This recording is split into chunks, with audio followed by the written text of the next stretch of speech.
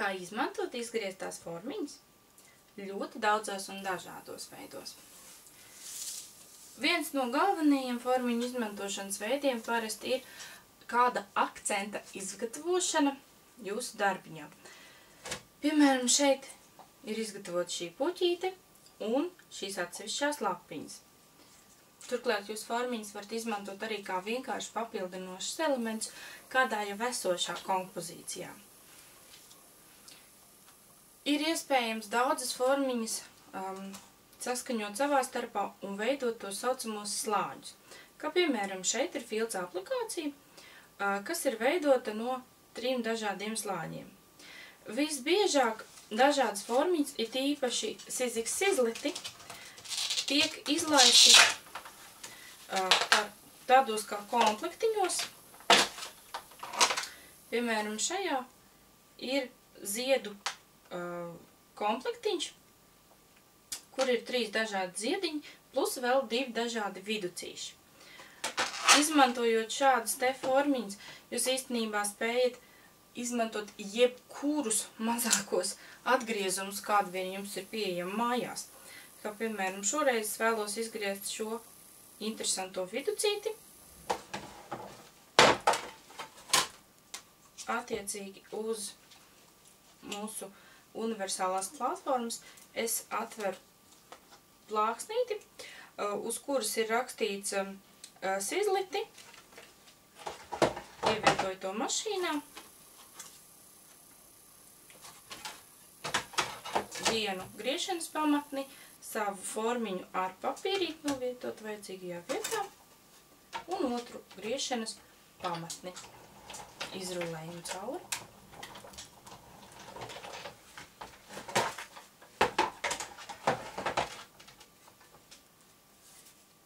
Un esam ieguvuši savu mazo viducīti.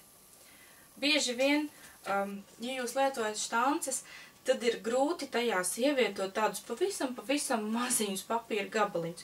Taču šeit, tā kā šos gabaliņus mēs vienkārši uzvietojam uz formiņas, nav nekādas problēmas ar to noturēšanu rokā. Bieži vien par izgrieztajām detaļām mēs domājam tikai un vienīgi kā par to figūriņu, kas mums nāk laukā no apkārtējā papīra. Taču vajadzētu izmantot arī tā saukto negatīvo daļu, jeb to daļu, kas paliek pāri pēc tam, kad pašu izgriezto formiņu mēs esam jau izņēmuši laukā. Lūk, šo te. Mēs varam, piemēram, novietot to atkal zem kādas citas griešanas formiņas. Mainīsim biezumu, ievietojam šoreiz īpaši plāno nestabilitīs formiņu.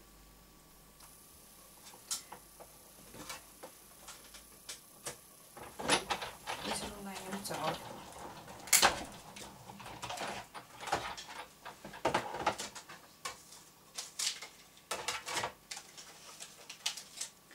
Lūk, esam ieguvuši pavisam jaunu akcentu, un tādā veidā no viena un tā paša papīra mums ir 2 dažādi elementi.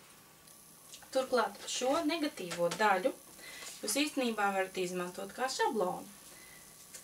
Kā jau es parādīju video par diskas tintēm, tad vienkārši novietojot šo papīru ar izgriezumiem uz cita papīra un ar kādas tintējošās ierīces, jeb tā teikt ar sūklīša vai audumiņa palīdzību, varam vienkārši uzklāt tinti.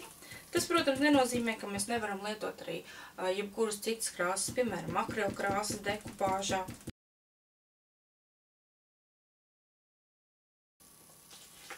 Lūk, esam ieguvuši šādu te attēlu. Tātad no vienas un tās pašas formiņas mēs varam iegūt 3 pavisam atšķirīgas lietas. Nākamo vēlos parādīt paņēmienu, kad jūs vienu izgriezto figūru īstenībā varat pārveidot. Kā vien jums ir nepieciešams vai vēlaties.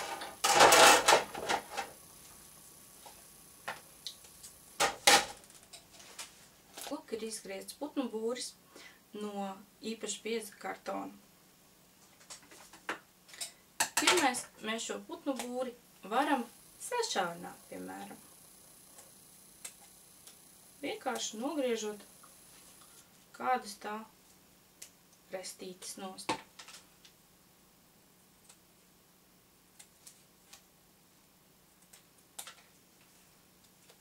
Nu, kas esam iekļuvuši pavisam šauru.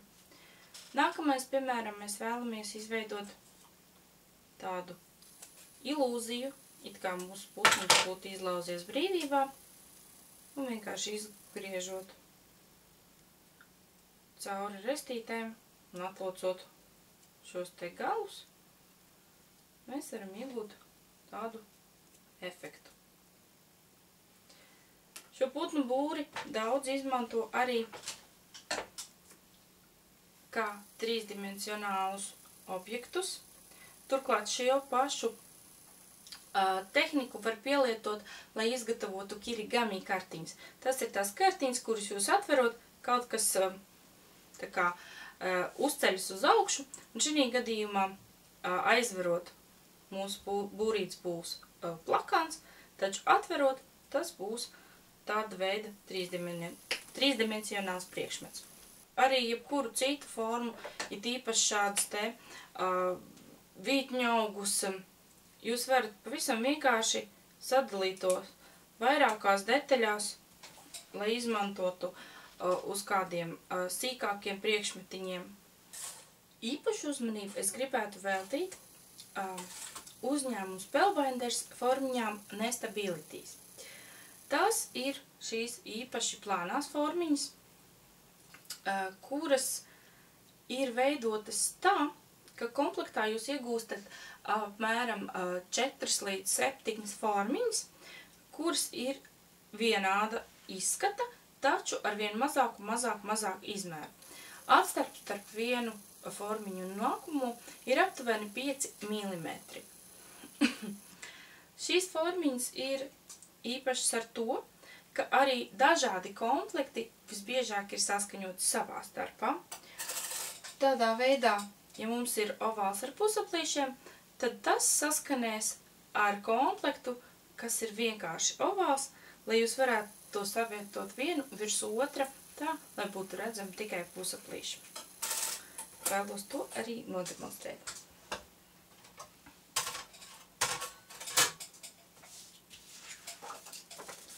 Tā kā tās ir īpaši plānās formiņas, tad mums ir jāstrādā uz aizvērtas daudz universālās platformas un, protams, griešanas pamatnēm.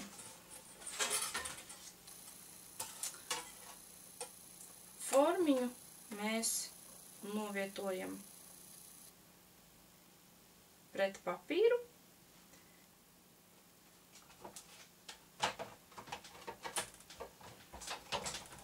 Izskolējam.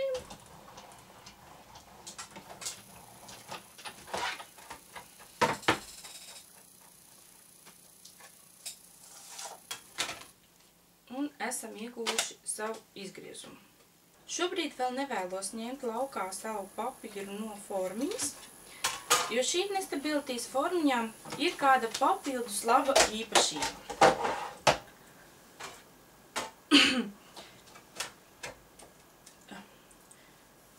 Tā spēj izveidot apkārt griezumu kontūrai vēl arī reljefu kontūru. Tam gan ir nepieciešams papildus vai nu uzņēmumu Spellbinders 2 silikona gumijas paliktnīši, vai arī uzņēmuma Sizzix 1 gumijas paliktnītis un 1 iespieduma paliktnītis.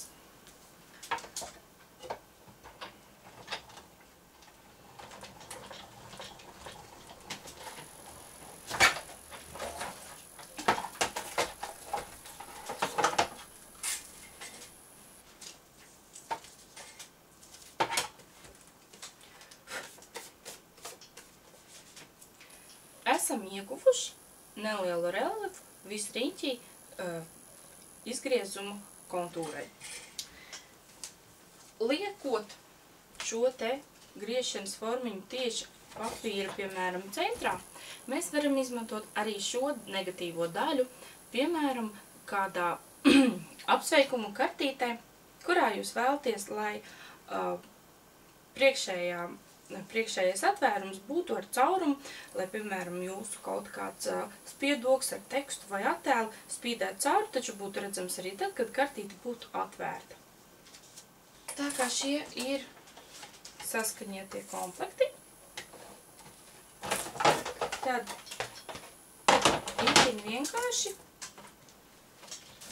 varam izveidot kompozīciju no vairākām formām izgrieztām, kuras savietojam vienu virs otras. Kā piemēram šeit ir izmantoti vislielākie ovāli ar pusaplīšiem un vislielākais vienkārši ovāls. Tos varam ērti savietot vienu uz otru un redzam, ārpus ovāla ir skaisti pusaplīši citā krāsā.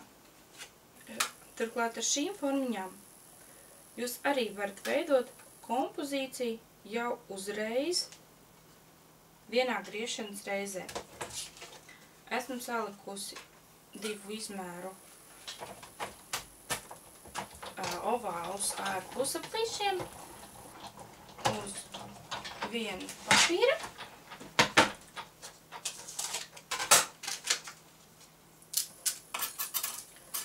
Un esmu ieguvusi šādu interesantu rāmu. Turklāt, protams, varat izmantot arī to, kas palika pāri, gan viduscipu, gan negatīvo daļu. Nākamā jaukā lieta, ko ir iespējams veikt ar nestabilitātes formiņām, ir to izgriezto materiālu tonēšana, izmantojot šo pašu formiņu kā šablonu.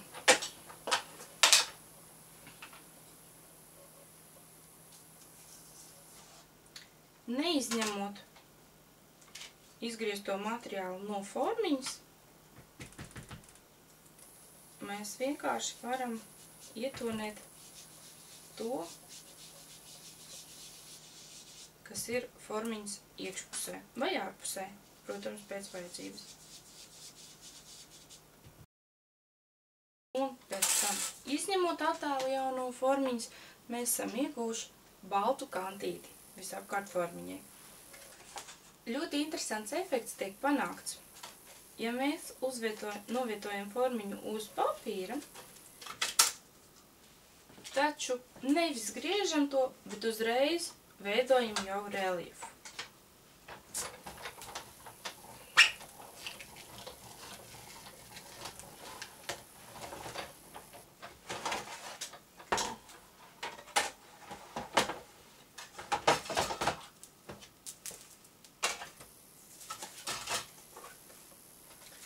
No vienas puses mums ir pacelts reliefs, un no otras puses mums ir reliefs uz iekšu. Varat izvēlēties, kuru pusi lietot.